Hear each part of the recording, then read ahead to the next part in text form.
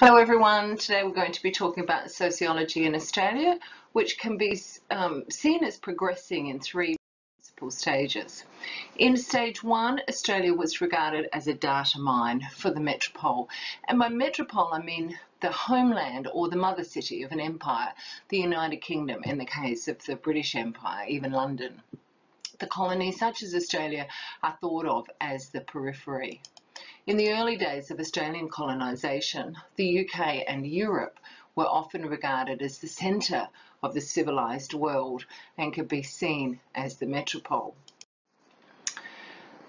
People like Charles Darwin came to Australia and wrote about what they saw, that is, the Aboriginal owners of the land. And Charles Darwin wasn't hostile to these groups of people at all. He admired their bushcraft and hunting skills.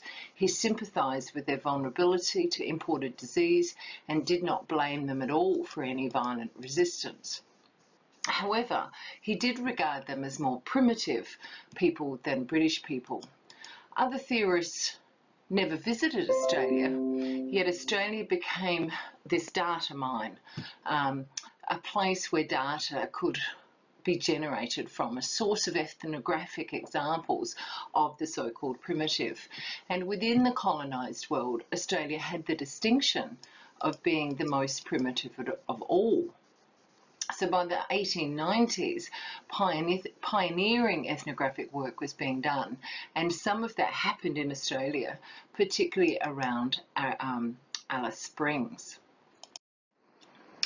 Native tribes of Central Australia, for example, was read in 1899 with great enthusiasm by Durkheim and his colleagues, and it became the main empirical basis for Durkheim's last book, The Elementary Forms of Religious Life, which he published in 1912. The book outlines the customs and the mythology of the Ariente people as they stood in the late 19th century, and it became the basis for a general sociology of religion. Durkheim, like most sociologists who wrote about Australians, understood little of the diversity of Aboriginal culture. For example, Durkheim knew there were many different communities, but thought their cultures were homogenous. Durkheim thought he'd found in this ethnographic work a detailed description of the most primitive form of religion, and he thought by studying this most primitive form, he could reveal the most fundamental truths about religion. And this is what he says. In this book, we propose to study the most primitive and simple religion which is actually known. A religious system may be said to be the most primitive in the first place when it is found in a society whose organisation is surpassed by no others in simplicity, and secondly, when it is possible to explain it without making use of any element borrowed from a previous religion.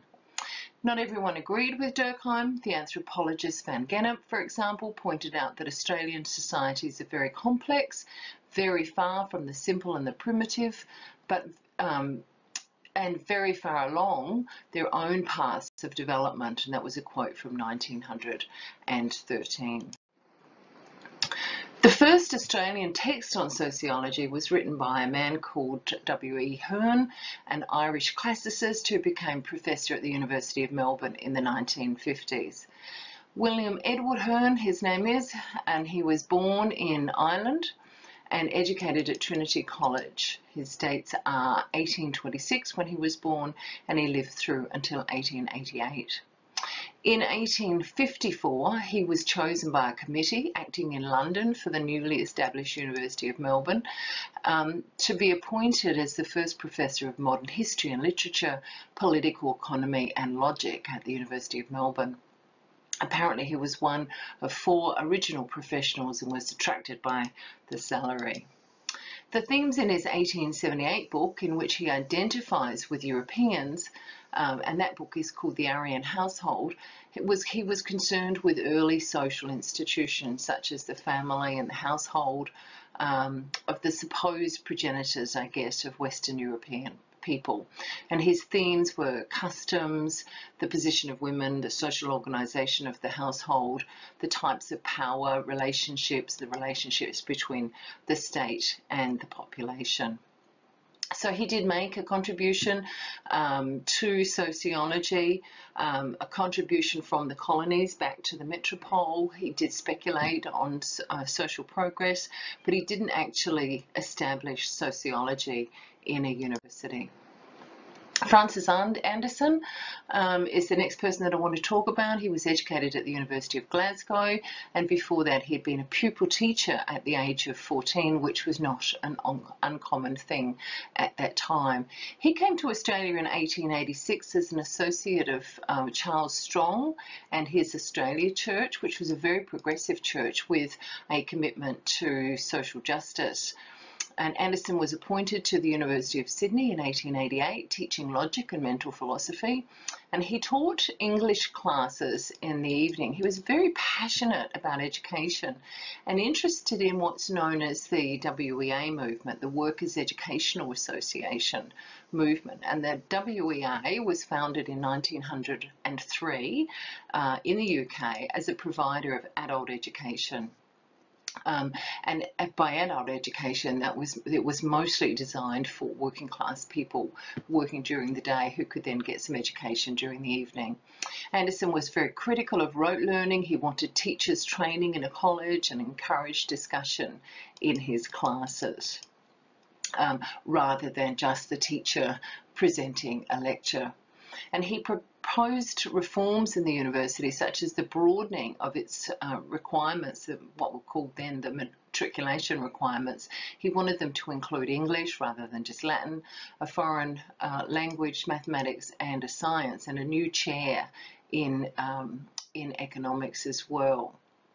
As he believed that economics should not be taught in purely financial and commercial terms without teaching it within a broader political and social context. There was no chair in sociology at this point, but he did put forward a case for teaching sociology in Australia, and he presented that to the Australasian Association for the Advancement of Science in 1911. And there was a resolution passed recommending a chair in sociology, and by a chair in sociology, that would mean the establishment of a staff member responsible for teaching a particular discipline or field of knowledge like sociology.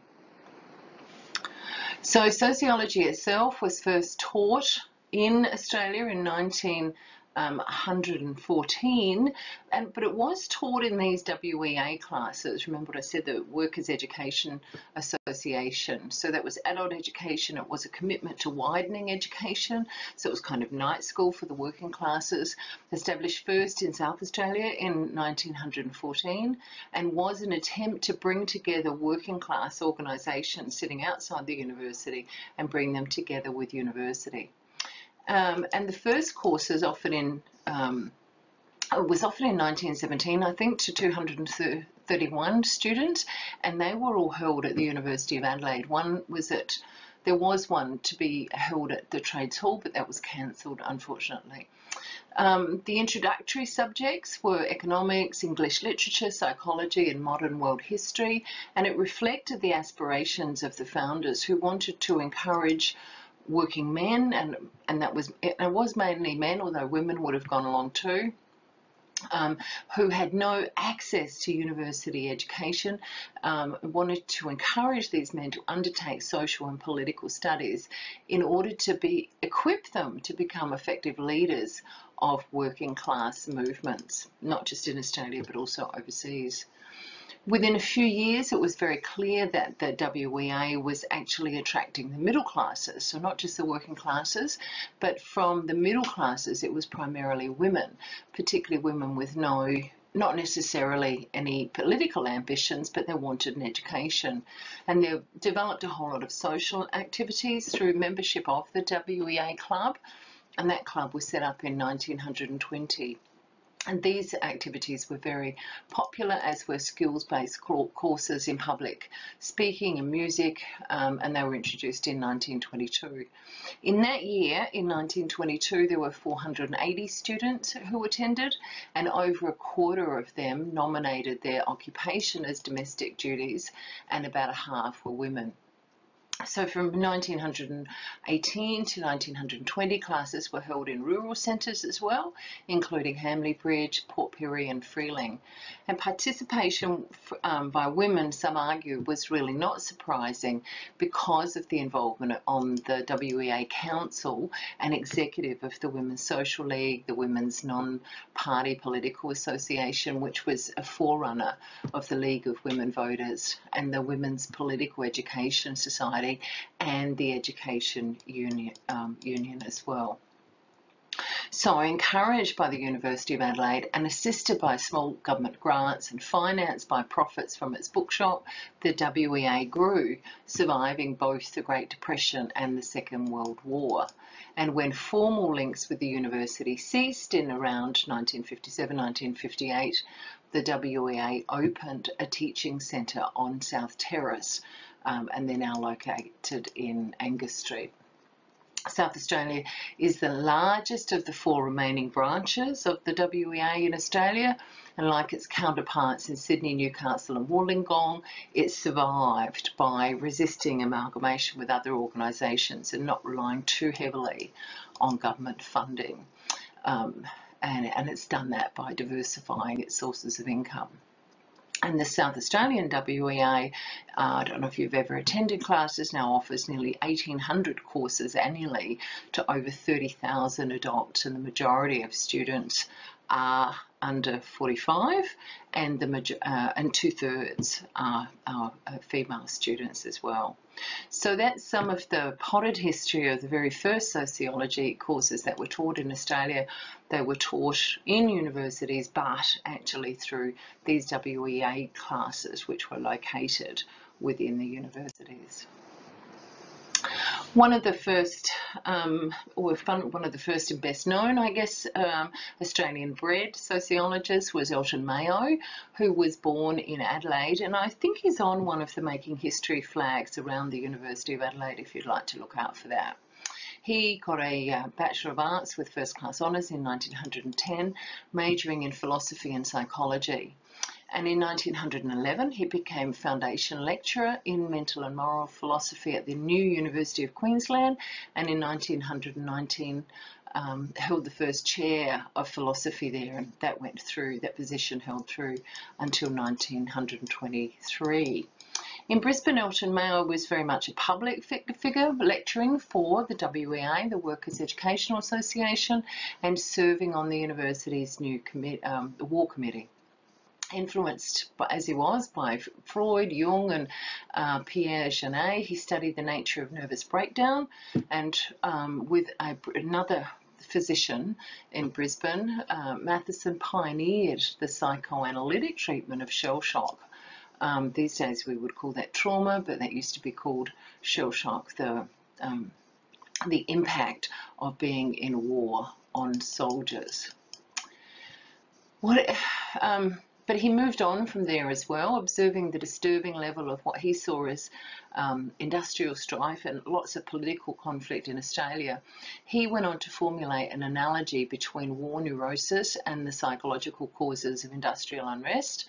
And drawing on social anthropology, he argued that the workers' morale or their mental health depended on their perception of the social function of work. And Mayo saw the solution to industrial unrest in sociological research and industrial management rather than in radical politics. And then what he did was he left Australia for the United States in 1922, and through a Rockefeller grant that enabled him as a research associate at the University of Pennsylvania to investigate the high labour turnover at a particular textile mill. And this work attracted the attention of the Harvard School of Business, where he was appointed an associate professor in 1926 and then professor of industrial research in 1929. And there he joined and designed investigations into personal and social factors determining work output at another organisation, the Western Electric Company in Chicago. And these were very famous experiments, were really quite path-breaking in modern social research. So he was one of the most influential social scientist of his day, although he was also somewhat controversial too. Another somewhat controversial figure was Oscar Oser, who was born in South Africa in 1904, and in 1946 he took up the foundation chair of psychology at the University of Melbourne, and under his leadership the department quickly became one of the largest in the British Commonwealth. And his early research, Oscar Oser's early research, was very diverse. It centred on the constraints that social roles placed on individual expression and development. And he did part from fashionable laboratory investigations. Instead, he built on his wartime experiences and training in physics by turning to theoretically informed empirical studies in applied social psychology. From 1948 to 1970, he and his colleagues, and they were supported by the government, by industry and by United Nations, they researched and published monographs on the social structure of urban and rural communities. They were interested in conflict in factory work, group dynamics in classrooms, and the limited roles available to farmers. They're also very interested in industrial relations, particularly at places like Broken Hill and the mines up there. And he produced 3 volumes called Social Structure and Personality. So he's very much interested in how society impacts on the individual. Roy Morgan, you will no doubt have heard about. He set up a research institute during the 1950s doing social surveys on the white community. And these surveys, the Gallup poll, which is still going, were reported in the press. They got noticed by politicians. And then they sort of formed the basis for a whole range of other surveys which began appearing. And they were both university and kind of welfare-based surveys describing specific social groups and their problems, for example, aged people in Victoria or the young in Sydney. And so kind of around this point, Australia ceased to be a data mine, an economy exporting facts or imagined facts. Instead, most of the studies which were published in Australia were actually unknown in the metropole. So the tendency in Australia was to import methods and topics from the metropole, and by now that had shifted to not just being the United Kingdom, but also the United States would see as the kind of the centre of the empire as well, so that Australia became a branch office of metropolitan society. And the commonest sort of sociological research was really to examine a topic from overseas and add in Australia. So religion in Australia, for example, or social stratification in Australia, marriage in Australia, women in Australia, leadership in Australia, etc. So we're now kind of up to stage 2 of sociology in Australia. So there was no sociological theory being produced here. This was all imported. Therefore, works on Australia would be accompanied by first deferring to metropolitan theory and methods. And as I say, that had shifted post-war so that it wasn't just the UK, which was seen as kind of the centre of the empire, but also the United States. And then we'd import the metropolitan theory methods, topics, and then use local data as well. And that became very much an entrenched pattern. Australian sociologists then got published, so it was kind of pragmatic too. So Australian sociologists got published in metropolitan journals, and for good reason. There would be a lot of a much wider audience, obviously, than publishing for Australia, and more prestige. But in order to publish in these journals, Australians did have to mimic the style of the metropolitan journals. And so with that, Australia wasn't seen as a site of difference anymore, but really as a site of, I guess, similarity as well. But most of the sociological work was primarily around the white settler society, and Aboriginal culture tended to become more the business of anthropology, which in Australian university was the older and more prestigious discipline. So was seen as better than, anthropology was seen as better than sociology. And at the time, this was a boundary that Australian sociologists did not challenge. So Aboriginal people were of interest to sociologists, however, as a disadvantaged group in a system of social stratification, often as an ethnic minority, along with recent migrants, ironically. So sociology becomes a thing in Australia from the 1930s, and you can see there the various courses was taught in social work, for example, by Amy Wheaton at the University of Adelaide from 1930 to 1942, and gradually it was added to other university courses, and the Australian Sociological Association was formed first in 1989. And then I just wanted to talk to you about some people who were early on key figures in Australia. Jean Martin, for example, was appointed Foundation Professor of Sociology at La Trobe University, and her dates are 1923 through to 1979. And she was the first woman sociologist the first woman sociology professor in Australia. And accepting the position at La Trobe, she had a very clear set of priorities, and what she wanted to do was, first of all, develop the Department of Sociology. Second, she wanted to develop sociology as a discipline or as a field of knowledge, and third, she wanted to continue her own academic research, and fourth, she wanted to nurture young sociologists, and a fifth point there, she also wanted to make a contribution to the development of Australian public policy in the area of social welfare and social reform. So she wanted her research to actually have a public impact. She had studied anthropology at the University of Sydney and then moved to sociology, and she did various projects on women, for example, working in stocking or hosiery factories. She investigated dairy farmers working in New South Wales. She was interested in refugees in New South Wales in the post-war period. She was interested in developing a mixed methods approach as well. And another high priority for her was the development of the Sociological Association of Australia and New Zealand, which was being set up back in 1963, and she played an indirect but important kind of behind the scenes role, and then later served as the president from I think it was 1969 through to 1971. Lois Bryson is another important figure. She first encountered sociology as a social work student at Melbourne University, and it seems to me quite logical that sociology would form the underpinning of social work education.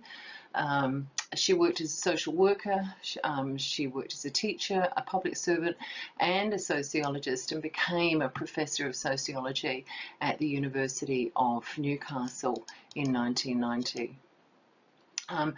Her book, Australian Newtown, was published in 1972, and a later book is Social Change, which was published in 1999.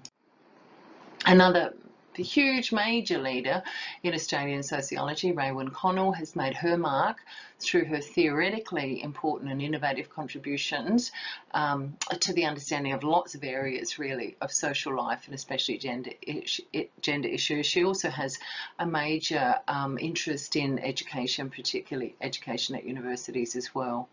A kind of a significant feature of her writing is that while she's theoretically really well grounded, she's insightful, she's creative, she's also focused very much on important day-to-day life issues, and unlike a lot of academic writing, she's very accessible to read as well as illuminating, and so she speaks to audiences well beyond academics and their students as well, so she's got a very broad audience.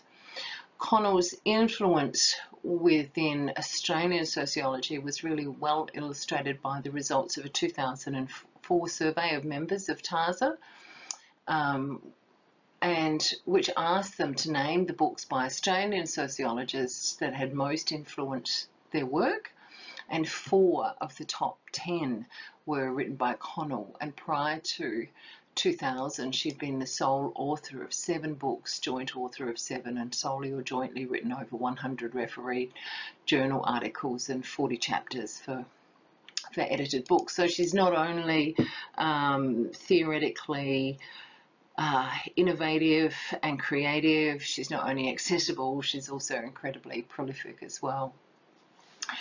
Much of her early writing and research focused on social class and inequality, but she's probably become best known for her extensive work on gender issues relating to girls, boys, women and men, and an early book of essays linked sex, class and culture, 3 elements that remained really central to all of her work. So first published in 1987, Connell addressed gender as a large-scale social structure as well as a personal issue involving identity.